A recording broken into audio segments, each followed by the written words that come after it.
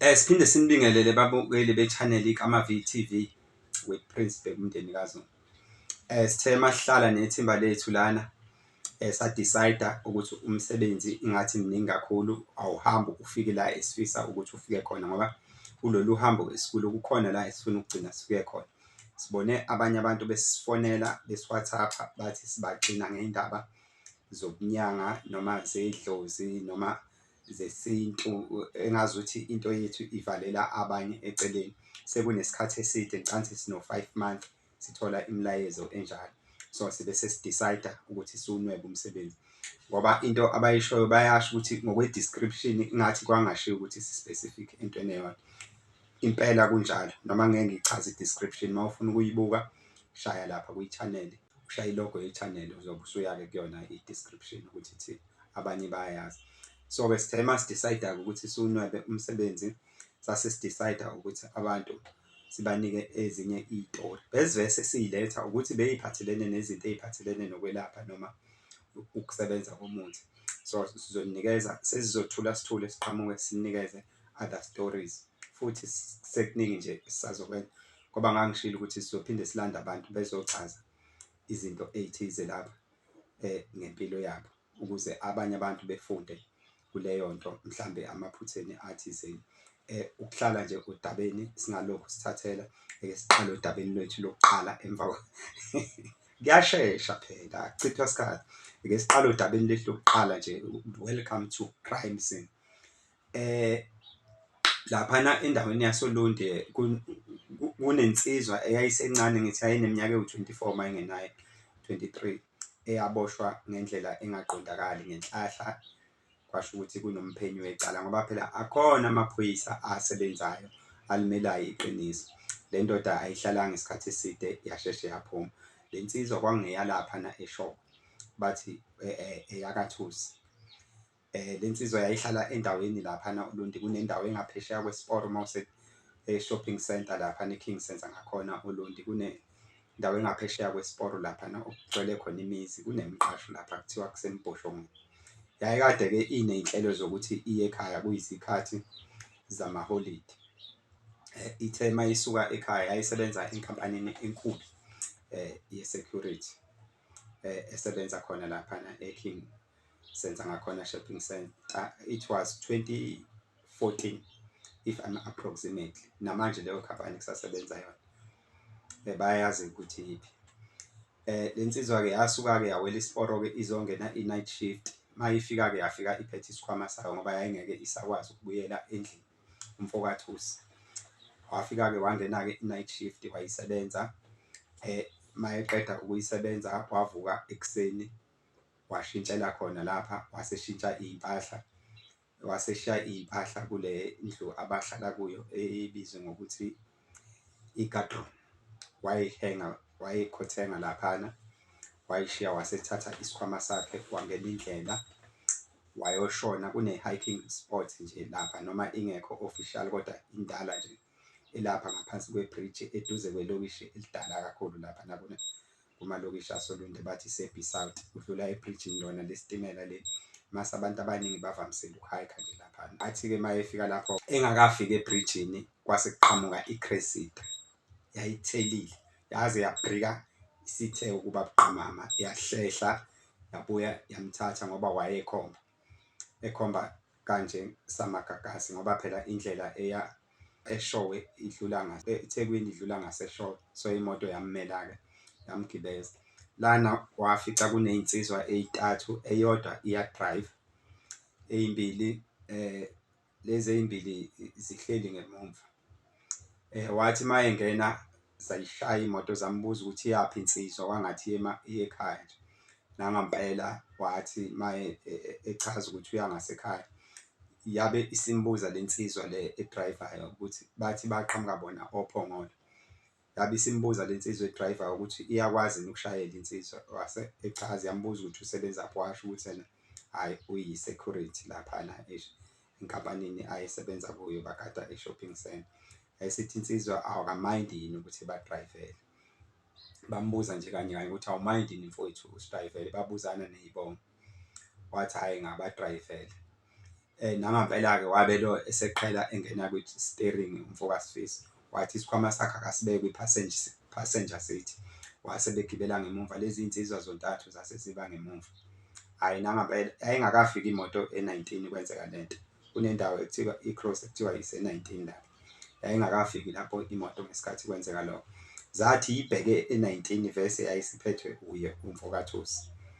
Nangampela zafika-ke zathatha umgwaqo oye Empangeni, I think u-R36 mangese u-R34 ukuthi ngiyayiphambanisa u-R36 R34 stuff like that. Zabheka-ke ibheke eMelmoth ishosholoza eMthonjaneni. Zabe sezithi lezi iy'nsizwa yini awukujwayele ukugijima, zathi eyisikhathele kade sisuka eSwazini sadlula oPhongolo khona into enduka bebeyoyifuna bathi khona umuntu ebebeye kuyena owumelaphi thizeni, so bakhathele bayajabula ukuthi ena ebadrayivele, so ngeke sakhokha ukukhokhela ukhaya uzogibela mahhala. Base bekhala ngokuthi akagcobi uhamba kancane, bamcela ukuthi awuthi uqinisa ndoda ngasejubanini ngoba vese babeyihambela nge-automatic. Wase yasho ukuthi hhayi khona ukuthi akajwayele ukudrayiva kodwa khona ikhona imoto ekhaya kubo ayidrayive. Nangampela yashosholoza-ke iyodlula eMelmoth iyoshona phansi or iyodlula kuleliya cross leli elibheke Empangeni ishone or ikhona-ke la engiphambanisa khona lo oqhamuka Empangeni u-R34 mase kuthi lo inyuka u-R36 ikhona la engiphambanisa khona le migwaqo. Shuthi yathi mayiqhamuka lapho kwake kwenzeka inhlekelele khona iy'nsizwa y'bamba inkunzi la kwaboshwa khona umlungu waseGoli nomfana omncane, lo mlungu osewashona. Kwenzeka isiphihli lapha kujwayele ukwenzeka ney'ngozi lapha kuleliya khona leliyana, sekwafakwa nje i-safety enkulu kade kwasakulungiswa nama-truck ebevamise ukuphaphalaza. Nangampela yathi mayiqhamuka lapha avamisile-ke ukuma amaphoyisa laphana umgaqo ngamaholidi noma kungesiwo nje amaholidi ngoba leya ndawo i-open abantu bayathanda ukuthela uma bebheke eshoko. Aqhamuka ama-traffic ayechithiwe kuwuchithisaka. Yathi iqhamuka nje iCressida ithi kade yehla uNdundulu isithi ithi ifuna ukuthatha uqondisho babe bese beyikhomba eceleni. Nempela-ke umfokathusi-ke wabe imoto eseyikhomba eceleni laba babe sebethule du bobathathu. Kwathi-ke makufikwa-ke le moto ikhonjwe eceleni babuza udrayiva ngoba base bethi bacela ilayisensi wase yayikhipha ilayisensi. Base becela ukusesha-ke ngemuva, bathi uma besesha ngemuva bathola kukhona iy'bhamu ey'nkulu nala ngaphakathi kwakukhona ney'ncane ezazi kulaba bantu sebey'fake ngaphansi kwamasithi. Guess what? Icala-ke labe selithwala umfokathusi. Umfokathusi uthe mayelithwala leli cala laba bathi bagitshezwa uyena bona abazi lutho ngayo yonke into elana, bobathathu bathi abazi lutho. Wabe eseboshwa kanjalo-ke uMr Thusi nalaba baboshwa kodwa baphuma ngebheyili bobathathu ngoba wathi mayethi uThusi uyena ohayikhiwe zathi lezi iy'nsizwa ukube sikhayikile pho imoto uyidrayiva kanjani ngoba yithi phela engabe siyadrayiva, wena uyahayikha ukudrayiva ukusigebenga bhuti uwena osihayikhile, uthe ungaseshowe futhi wena thina asikwazi wakwazi. Nangampela wathi mayechaza emaphoyiseni wathi ungaseshowe ethi uyasichaza isitori sakhe sasingasaziwa umuntu kodwa khona iphoyisa elacabanga ngenye indlela elabuza ukuthi ena makuwukuthi unihayikile yini madoda nasenigibela ngemumva nonke wasesala yedwa. Babe sebephendula ukuthi hhayi ukuthi besifuna ukuthi ukuyiphumulela kancane ngoba umuntu ukhathele. Hhayi-ke baboshwa bonke-ke la madoda amathathu akhishwa ngebheyili, uSifiso wangakhishwa.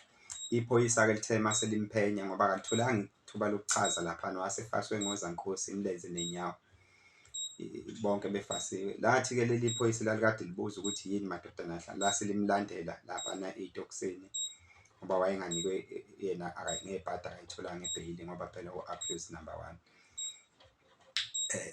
Nangampela lathi maliya kuye liyombuzisisa lase lithola ukuthi unogada, wachaza yonke into, labuza ukuthi ikhona i-footage engavela mhlambe khona, washiya ukuthi hhayi khona. Labe selisuka-ke leli phoyisa leli lahamba layokwenza umsebenzi walo. Siyafuna-ke amaphoyisa enza njena futhi akhona, akufuneki sihlale sibagxeka abantu bomthetho ngisho benze kahle ngoba bayawazi umsebenzi wabo, angazi ukuthi basuke sebephazamise yini ngoba khona laba beke benza izinto okungakholakali ukuthi zenziwe abantu bomthetho ngempela. Labe-ke nangampela-ke iphoyisa selihamba liya e-shopping center, i-King Center ngakhona liyawu-find out, liphethe nama-date nayo yonke into futhi ladle silibonile ne-name tag yakhe uMr Thusi ngoba kwathiwa udrayisa ngakho lokhu kwe-security uyisigebengu. Afika-ke malikhuluma ngama-date laya na check-a nayo lento okuthiwa i-occurrence book ekubhalwa kuyo ama-incident nama-patrol each and every hour, and then wa-check-wa kwatholakala ukuthi u-on duty. Kwahanjwa kwayiwa i-center manager. I-center manager kwakuwumfowethu wangaphandle kuthiwa umSheriff into.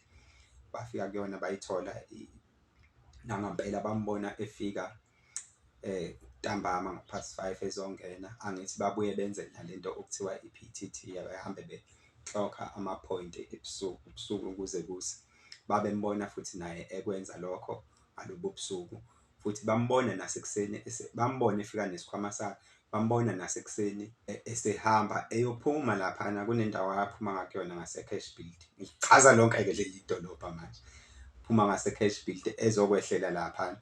Kwaba clear, full cleared ephoyiseni ukuthi ayikho into ehlanganisa lo mfana nalesi lo mfowethu wakaThusi nalesi sigameko. La besilithatha-ke baqoqa-ke bonke ubufakazi labuqoqa-ke.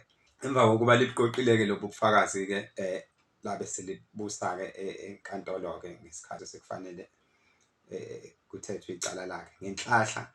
Kwathi makuqhathaniswa kubhekwa yonke into, ayi lamkhipha ngaphandle leli cala umfowakaThusi. Waphuma kanjalo-ke, wasinda kanjalo-ke, singasho ukuthi waba nedlozi lakhe.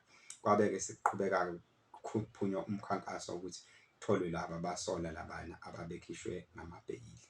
Wasinda kanjalo-ke, lamvikela kanjalo labo. Engisholo ukuthi-ke icala ngoba kuthiwa lembula ingubo lingene nje, you must be careful each and every time where you go, ngoba bebaningi kangaka abantu abahayikhayo. You must be careful. Abanye bayathathwa beyonqunywa, abanye bedlwengulwa. So angisho ukuthi ningahayikhi kodwa you must be careful guys. Siyabonga-ke, ningakhohlwa ukusubscribe and share, ni-like, ni-comment.